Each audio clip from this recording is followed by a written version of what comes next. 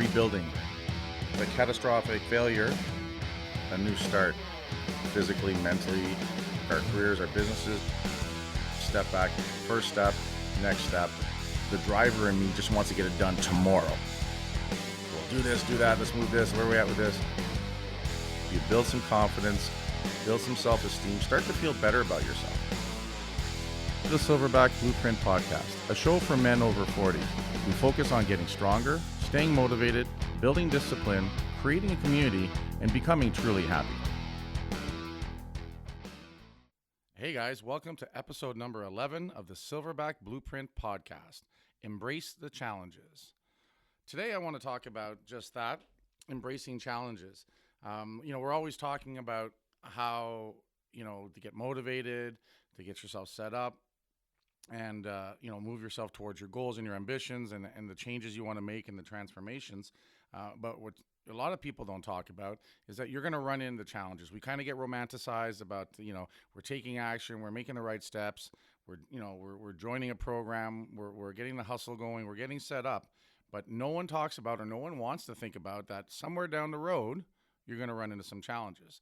Now, the challenges can vary in degrees from, a 10 out of 10, like, the death of a loved one or something horrific, and that's crazy. And I don't wish that on anyone. And when someone's going through that, my heart goes out to them, and those issues become the priority. Everything else needs to go aside. However, when we look at a lot of the other challenges, the sixes, the sevens, even the nines, a loss of a job or something like that, something that's really going to have an impact on your household or on your way of life, that stuff happens, right? And, you always try to prepare and be prepared, but, it's when the shit hits the fan that you're really going to be tested. And you can try to make your life smoother and more efficient and plan for things and be on top of your game, which is great, but it's not going to get rid of the challenges. Challenges are going to keep coming.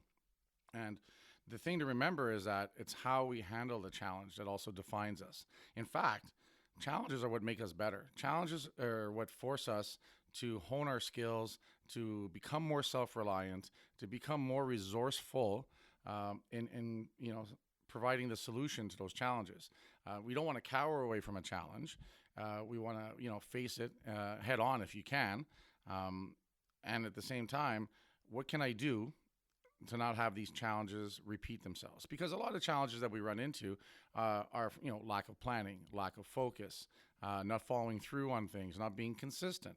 Those are things that we can actually work on, like the low-hanging fruit. Those are things that we can start fundamentally changing in our life, how we do things that, really make the odds of that challenge coming back, less and less. So at the end of the day, right, if you're always late and that's the challenge that you face, set your alarm, right?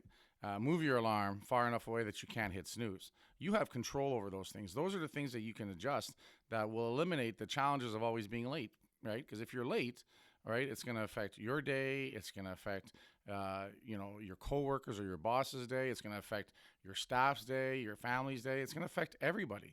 But that's one thing you can truly control. There really is rarely an excuse for being late. It's one of my pet peeves overall. Listen, car blows up in front of you when you're driving in traffic. That's unavoidable. But, the classic, there's a snowstorm. Well, listen, we all get the news weather reports. We know there's a fucking storm coming in, stuff like that. You know what? Get up half an hour early just in case you have to shovel, right? It's no excuse. It's not acceptable to know that something like that's going to happen or a possibility, and you don't prepare yourself, and then you're like, oh, well, snow's here, so it's okay if I'm late. It's not, right? That's the challenge that you can fix. That's the challenge that you can address overall. The thing to remember is when you do face a big challenge is how, like I said earlier, how you're going to deal with it, how you're going to, step up to it, how you're going to analyze what the challenge is. Some things you can address right away in the challenge. Some things you have to take some time, but, come up with a plan and then execute on that plan. And sometimes, when you're facing those challenges, you have to take a deep breath and stay calm and realize that most things pass. It's about getting through it with some dignity, getting through it with some character. That's the big thing overall. We all have shit days, right? And if you lose your cool, it happens. But again, a shit day or dealing with challenges isn't a license to turn into a raving lunatic all the time, right? To fly off the handle. Because here's the other thing too. If we don't adjust and solve some of these challenges and work on them, they pile up. So that one challenge you're having today might not be that big a thing, but it's on top of the other 5 challenges that you haven't resolved yet. And a lot of times, guys, taking action and taking the steps goes a long way to reducing your stress level because you're doing something about it, right? Something effective overall.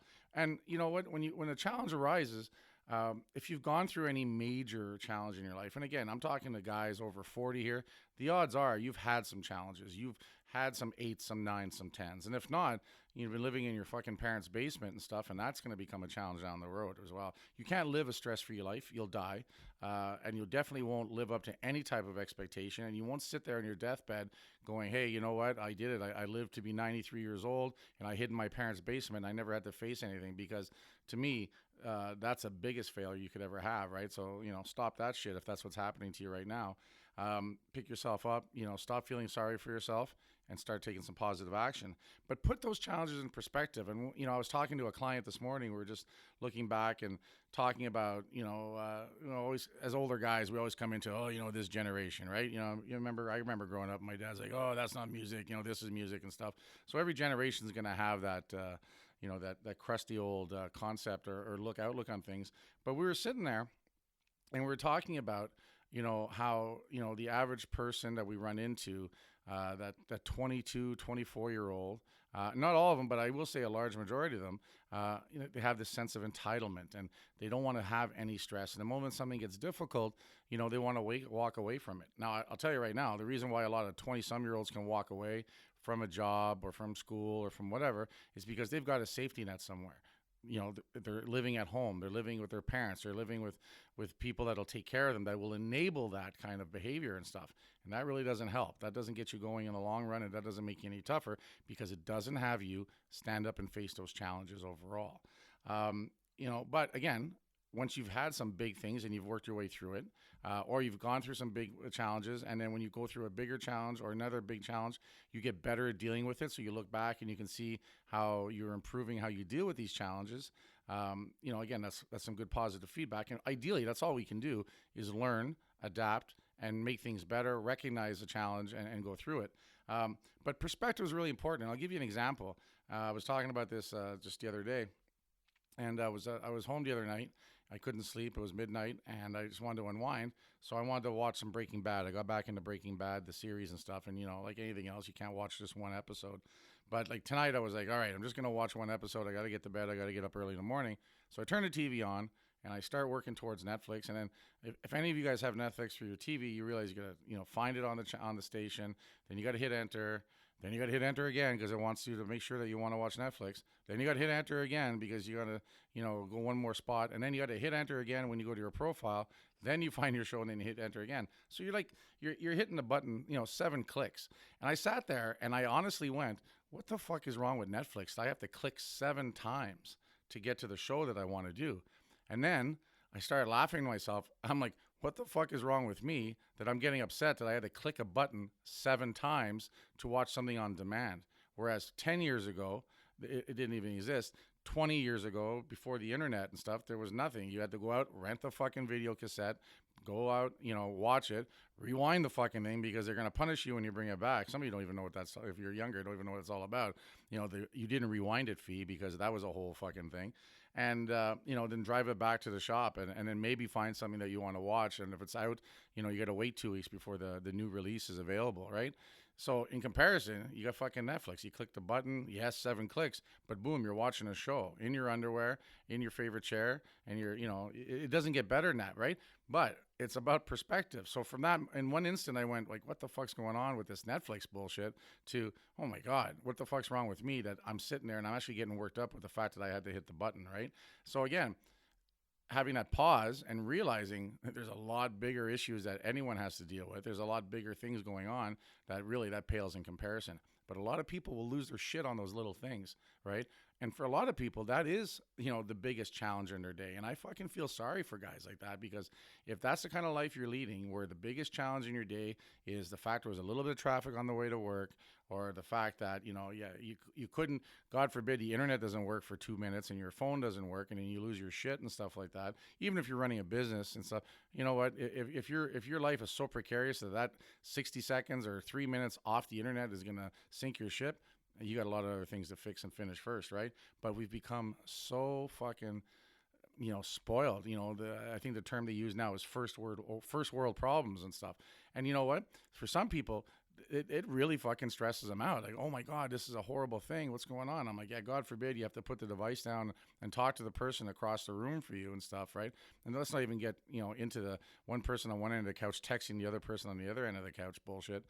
But again, right, it's all about perspective, and it's all about challenges and stuff, right? So I think that, if you're trying to lead a life that you're going to be proud of and a life that's going to fulfill you, then you got to expect there's going to be some challenges. And in fact, when there is a challenges, be fucking happy you've got a challenge to deal with, right? And it's a challenge, if it's a challenge because of the fact that you're trying to create that life for you and succeed and do the things you want to do, be thankful you have that. You have that thing to fight against and to get through and stuff, because it means you're moving and you're doing stuff. You're getting feedback from the world out there. Be happy you have that, because it's a lot more fulfilling to have something like that to deal with. It's going to make you, like I said, call on your resources and use your skills and hone your skills and get through it. And at the end of it, you've got the sense of, hey, I got through this, I managed it, I came through on the other side. So you're going to be tougher for it. You're going to be wiser for it. You're going to be more confident and have more self-esteem because of it. And I mean, that's the value. That's really the takeaway that is going to make you a better fucking human being overall. So that's what I wanted to talk about today, embracing the challenges. Fix the bullshit ones, get them out of your way so that you have the room and the bandwidth to deal with the big challenges, the challenges that matter, and the challenges that really will help you achieve the life that you want to live. Listen, guys, I'm going to say this, but right now we're having a hard time with iTunes getting our show listed. But in the event, again, that you're in your time machine listening to the show in the future, please subscribe to us on iTunes. Subscribe to the podcast. I'm angry about iTunes. You see, that's my challenge. Damn you, Apple. Leave us a 5-star review. It really helps us out a lot, helps us get noticed and get found. And if you have any questions or comments or something you want me here to talk about, feel free to reach me at kurthaas@gmail.com, and I'll talk to you guys later.